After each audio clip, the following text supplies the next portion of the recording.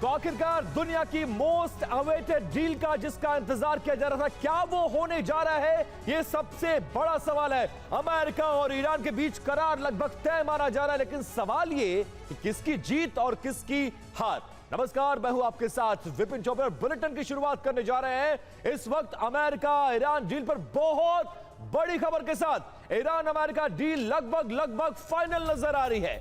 ईरानी अधिकारियों के हवाले से रॉयटर्स ये दावा कर रहा है, ईरान पर फिलहाल कोई प्रतिबंध अमेरिका नहीं लगाएगा जो इसके समझौते में शर्तें लिखी गई है। जो शुरुआती जानकारी अभी इस पूरे मामले में सामने आ रही है, ड्राफ्ट मेमोरेंडम के तहत अमेरिका इस डील के लिए सहमत हो गया है। अंतिम समझौते तक नया कोई प्रतिबंध अब ईरान पर अमेरिका नहीं लगाएगा, यह जानकारी सामने आ रही है। और डील पर ईरानी अधिकारी के हवाले से यह बड़ा दावा किया गया है, न्यूक्लियर पर मौजूदा स्थिति पर ईरान सहमत हो गया। पहली बार ऐसा हो रहा है जब डील पर दोनों देश सहमत नजर आ रहे हैं। यूरेनियम का संवर्धन न करने पर अमेरिका और ईरान के बीच सहमति बन गई है। न्यूक्लियर फैसिलिटी का विस्तार नहीं करेगा ईरान, इस पर भी सहमति, और फाइनल डील न होने तक यथास्थिति बनी रहेगी। और ड्राफ्ट मेमोरेंडम के तहत यूएस ने यह बड़ा फैसला लिया है, ईरान की फ्रीज की गई संपत्ति को रिलीज करेगा अमेरिका। ईरान की 25 अरब डॉलर की संपत्ति को रिलीज करने का फैसला कर लिया गया है। कैश ट्रांसफर, क्रेडिट लाइन से पैसे ट्रांसफर होंगे और यह करार दोनों मुल्कों के बीच हो रही है। और हॉर्मुज पर ईरानी अधिकारी के हवाले से यह बड़ा दावा, तत्काल प्रभाव से हॉर्मुज को खोलने पर सहमति बनती नजर आ रही है। ईरान तत्काल प्रभाव से हॉर्मुज को खोलेगा। रिपोर्ट्स, अमेरिका तुरंत सैन्य नाकाबंदी हटाने पर सहमत हो गया है। मतलब दोनों का टोन डाउन हो रहा है यहां पर।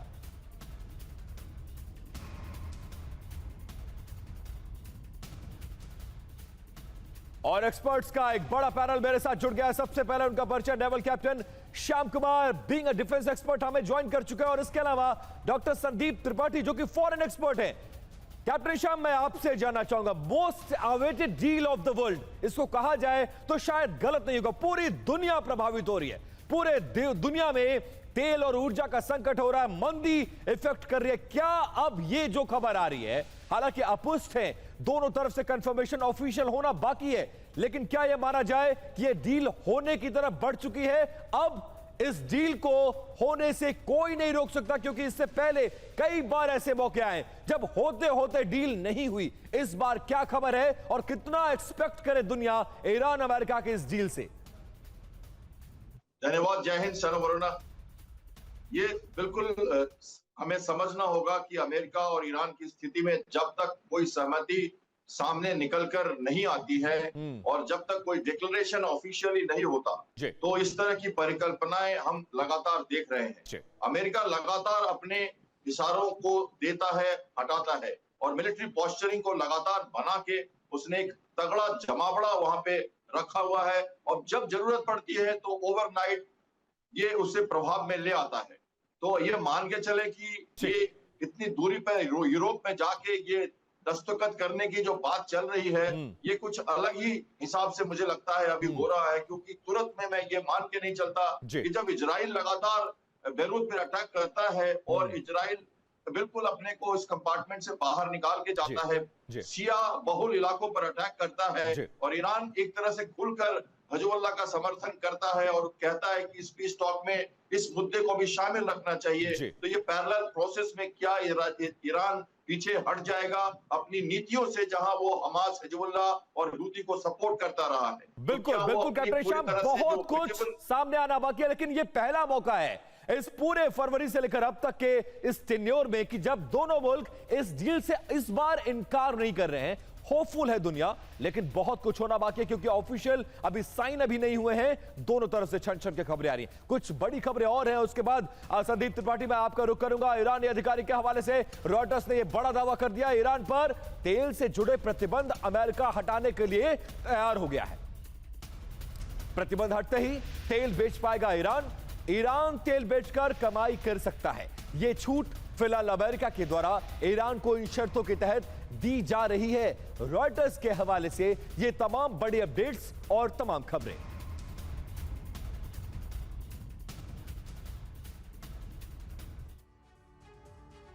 तो अमेरिका ईरान में वार किसकी जीत और किसकी हार यह जानना बहुत जरूरी है। देखिए मौतें कितनी हुई हैं। ईरान में 3636 मौतें हुई हैं, जबकि अमेरिका में इसकी तुलना में 15 मौतें हुई हैं। घायलों की बात कर लें, ईरान में 26,500 लोग घायल हुए हैं, जबकि अमेरिका में 543 लोग घायल हुए हैं। सैन्य टारगेट की अगर बात करें, टारगेट ईरान में 50 से ज्यादा सैन्य इलाकों को टारगेट किया गया, जबकि अमेरिका के कई बेस जो मिडिल ईस्ट में हैं उनको तबाह करने में ईरान कामयाब रहा है। ड्रोन की नुकसान, ईरान हजारों ड्रोन उसके तबाह हुए हैं, जबकि अमेरिकन ड्रोन्स की अगर बात करें तो 12 से लेकर 24 अमेरिकन ड्रोन को तबाह करने का दावा। अब नौसैनिक जहाजों की बात करते हैं। ईरान के 155 से ज्यादा नौसैनिक जहाज इस युद्ध में बर्बाद हुए हैं, जबकि अमेरिका के आंकड़े अब तक मौजूद नहीं है। अनुमानित अब आर्थिक नुकसान की बात कर लेते हैं। ईरान को इस युद्ध में 25 लाख करोड़ और बुनियादी ढांचे का नुकसान हुआ है, जबकि अमेरिका को 2.4 से लेकर 3.3 लाख करोड़ जो कि सैन्य खर्चा है उसका नुकसान हुआ है। तो यह नुकसान, ये आकलन दोनों का सामने रख रहे हैं। अब सवाल यह है कि किसका फायदा और किसका नुकसान। डॉक्टर संदीप त्रिपाठी, अमेरिका का टोन डाउन हुआ है, इसमें कोई शक शुबा पूरी दुनिया को नहीं है। बार बार डोनाल्ड ट्रंप के बदलते बयान, उनके ट्वीट्स, बार बार उनकी शर्तें, उनकी शर्तों पर सहमत ना होना और इस बीच इजराइल से भी अमेरिका के मतभेद सामने आना। किसको क्या हासिल हुआ इस युद्ध में सबसे बड़ी बात है। आप क्या आकलन करते हैं? मिडिल ईस्ट को क्या मिला, ईरान को क्या मिला, इजराइल ने क्या अचीव किया और अमेरिका क्या उसको एक बड़ा दुनिया में नुकसान होता नजर आ रहा है? कम से कम छवि के मामले में अगर देखें तो। देखिए विपिन जी, ये बहुत बड़ा आपका सवाल है कि आखिर इस वॉर से 28 फरवरी की वॉर जो स्टार्ट हुई इसके बाद से तो अब तक किसने क्या पाया क्या खोया।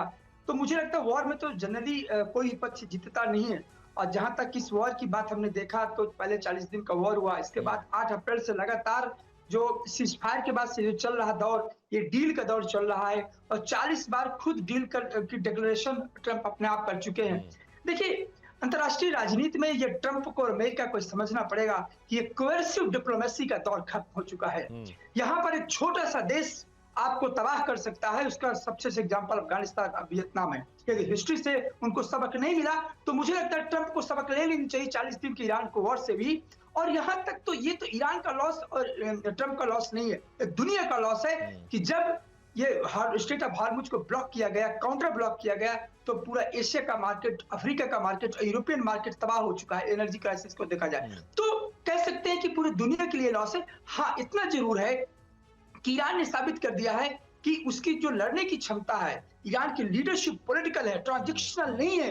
और ट्रंप ने साबित कर दिया है कि बादशाहत जो अमेरिका की थी, जो वर्चस्व था, हेजमनी था, उसको लेकर के ट्रंप की जो साख है, मुझे नहीं लगता कुछ बचा है आज के डेट में। इसीलिए एक तरफ ट्रंप डील की घोषणा करते हैं, उधर ईरान कहता है कि डील फाइनल नहीं है, क्योंकि जो शर्तें हैं वो ट्रंप की है, ईरान की नहीं है। इसमें लेबनान का पक्ष, इसमें स्टेट ऑफ हार्मुज का पक्ष, इसमें जो प्रॉपर्टी है जो फ्रीज की गई उसका पक्ष। इसकी सबसे बड़ी बात जो न्यूक्लियर प्रोग्राम का जो था वो उसकी चर्चा कहां पर है। यदि न्यूक्लियर की चर्चा इसमें नहीं है तो ये कोई डील नहीं है, ये महज एक एमओयू हो सकता है, अंडरस्टैंडिंग हो सकती है, लेकिन डील नहीं है। फिर इसमें इजराइल कहां खड़ा है? इजराइल तो कहता है कि हमारा तो इसमें कहीं स्टेक ही नहीं है। तो ये इतना कॉम्प्रिहेंसिव बन चुका है अमेरिका के लिए कि ट्रंप को समझना पड़ेगा कि सिर्फ आपके कहने से, आपके स्टेटमेंट देने से, ट्विटर में लिख देने से डील नहीं होगी। एग्जैक्टली, मतलब दो बड़ी बातें। ईरान ने यह साबित कर दिया कि छोटा मुल्क होकर भी आप अमेरिका से लड़ सकते हैं, और दूसरी बात, अमेरिका की बादशाह दुनिया में जो थी उसका डोनाल्ड ट्रंप के एक फैसले से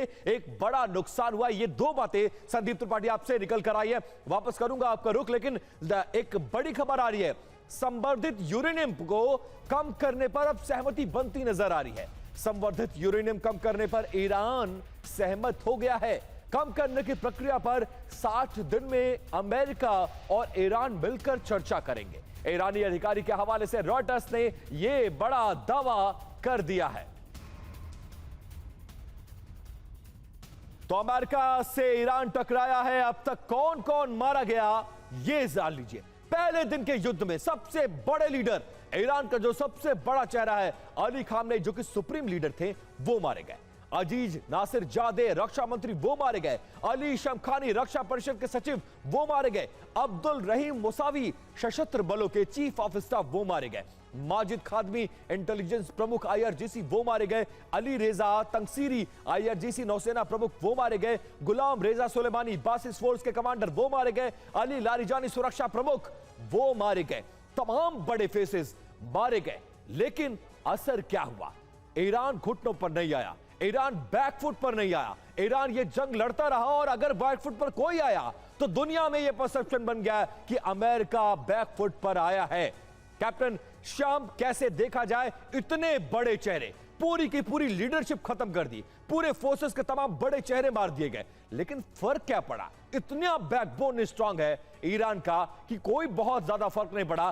टोन डाउन अमेरिका को करना पड़ा। ईरान अपने रुख पर कायम था कि हम लड़ेंगे और तब तक लड़ेंगे जब तक अमेरिका का टोन डाउन नहीं हो जाता, हमारी शर्तों के मुताबिक ये डील की टेबल पर वो नहीं आ जाते। ये कहा जाए तो शायद गलत नहीं होगा।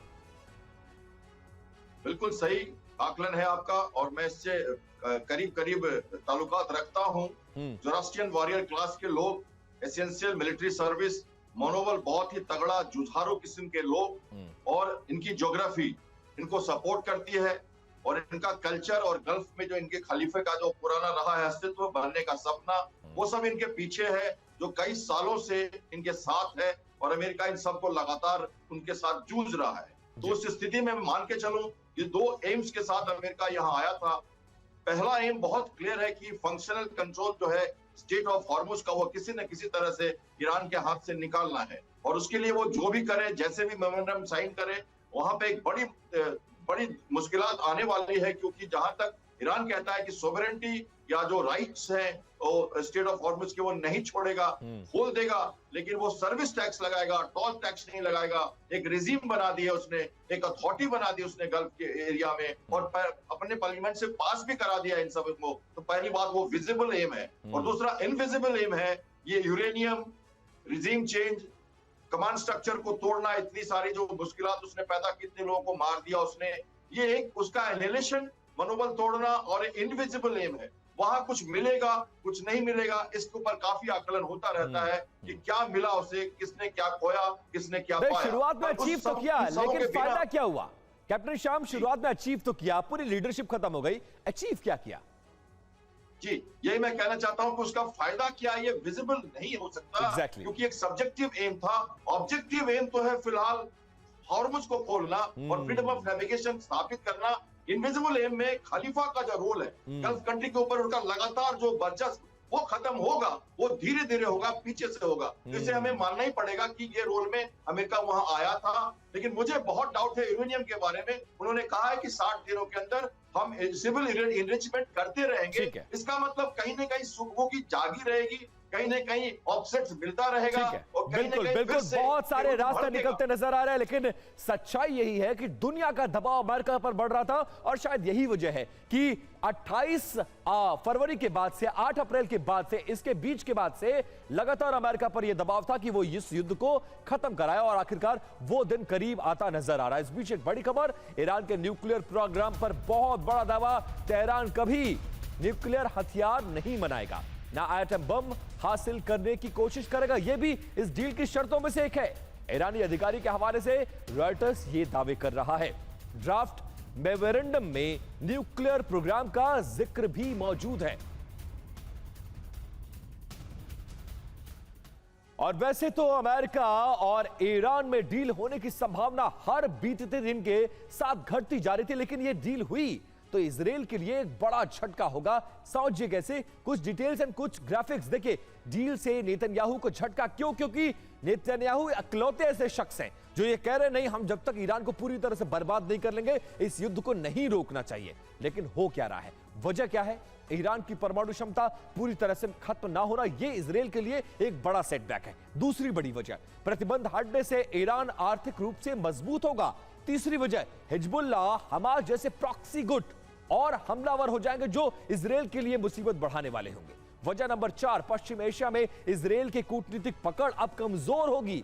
वजह नंबर 5, इजराइल के सैन्य विकल्प पर अमेरिकी रोक लग जाएगी। छठवीं वजह यह है कि ईरान पर विफलता राजनीतिक करियर के लिए घातक होगी। सातवीं और महत्वपूर्ण ये कि समझौते से ईरान मजबूत होगा और बेंजामिन की कुर्सी पर खतरा, क्योंकि इजराइल में चुनाव की संभावना भी बन रही है। इस बीच एक बड़ी खबर, ईरान में डील पर भड़के हैं कट्टरपंथी। ईरान में विदेश मंत्रालय का घेराव किया जा रहा है। ईरान के विदेश मंत्री अराक्ची के खिलाफ जमकर नारेबाजी हो रही है। डील अमेरिका के सामने सरेंडर करने जैसा होगा। तो ईरान के कट्टरपंथी भड़क रहे हैं और ईरानी विदेश मंत्रालय के बाहर किस तरह से प्रदर्शन चल रहा है, जरा ये देखिए। कहा यह जा रहा है कि अराक्ची ने ट्रंप के सामने घुटने टेक दिए और ईरान में डील के विरोध का एक और वीडियो सामने आया है। डील का ड्राफ्ट लीक होने के बाद सड़कों पर प्रदर्शन किया जा रहा है। डील के लिए खतरा बने विरोध प्रदर्शन, अराक्ची के खिलाफ लोगों का गुस्सा फूट रहा है। और ये देखिए ईरान की सड़कों पर कैसे ईरानी झंडों के साथ ये लोग सरकार का विरोध कर रहे हैं। और ईरान की सड़कों पर विरोध की तस्वीरें दुनिया भर में वायरल हैं। अराक्ची पर कमजोर डील करने का आरोप लग रहा है। अराक्ची को फांसी देने की मांग की जा रही है। यूरेनियम डील को सरेंडर मानते हैं कट्टरपंथी। डील विरोधी कंटेंट को सेंसर करने में जुटा हुआ है प्रशासन। और ये 3 तस्वीरें देखिए। पहली तस्वीर में कट्टरपंथी भड़क गए हैं और विदेश मंत्रालय का घेराव कर रहे हैं। दूसरी तस्वीर में विदेश मंत्री अराक्ची के खिलाफ आम जनता सड़कों पर उतरी है और कट्टरपंथियों ने समझौता करने वाले को मौत देने की मांग कर रहे हैं। इस तरह के स्लोगन्स, इस तरह का प्रदर्शन फिलहाल इस डील को लेकर ईरान की सड़कों पर किया जा रहा है।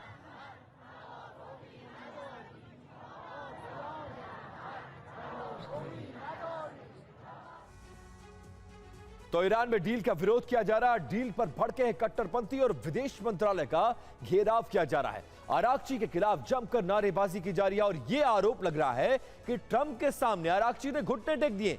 समझौता करने वाले को मौत देने की मांग की जा रही है और हॉर्मुज बहारी को सरेंडर मानते हैं कट्टरपंथी। इस तरह की डिटेल्स, 3 बड़ी बातें आई हैं। डील के वार्ताकार अराक्ची के खिलाफ सड़कों पर गुस्सा फूटा है। दूसरी बड़ी बात क्या है वो जान लीजिए। डील की डिटेल लीक होने के बाद ये सड़कों पर हंगामा। और तीसरी बात, हॉर्मुज बहारी को सरेंडर मानते हैं कट्टरपंथी। संदीप त्रिपाठी के पास वापस चलना होगा। संदीप जी, इस डील के साइन होने से पहले इजराइल की सड़कों पर इस तरह का विरोध प्रदर्शन, जनता का सड़कों पर आना, कट्टरपंथियों का विदेश मंत्रालय का घेराव करना, ऐसी कमजोर डील करने वाले को मौत की सजा देने की मांग, क्या आपको लग रहा है ये इस विरोध प्रदर्शन के बीच क्या ये डील शेप ले पाएगी? क्या ये डील आगे बढ़ पाएगी? क्या ये डील साइन हो पाएगी? संभावना लग रही है आपको? देखिए, मैं पहले ही बोला था विपिन जी कि ये डील एक तरफा थी, अपर हैंड यहां पर ईरान का था। ईरान की विदेश मंत्रालय ने बार बार, इस्माइल बगाई ने बार बार कहा कि ये हमारा अभी तक कोई फाइनल डिक्लेरेशन नहीं है।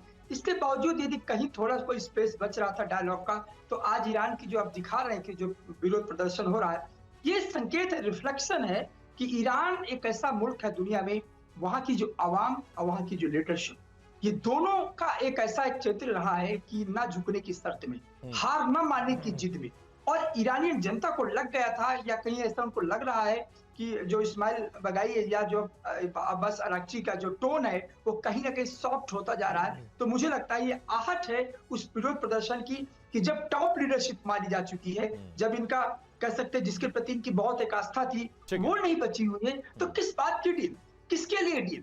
डील की संप्रभुता, ईरान की संप्रभुता जो ईरान पर इतने दिनों से इन्होंने सैंक्शन लगा रखा था, तो यहाँ पर पूरी तरीके से कह सकते हैं डेस्परेशन ट्रंप का है। ट्रंप 40 बार बिल्कुल डेस्परेशन, देखिए डेस्परेशन दोनों तरफ से है, क्योंकि ईरान भी बैकफुट पर थोड़ा तो जरूर है। वो भी चाहता है कि डील हो जाए, लेकिन उसकी शर्तों के अनुसार। अमेरिका ये चाहता है कि विन विन सिचुएशन हो जाए, इजराइल को भी संतुष्ट कर दे, दुनिया को भी संतुष्ट कर दे और उसकी बादशाहत भी दुनिया पर कायम रहे।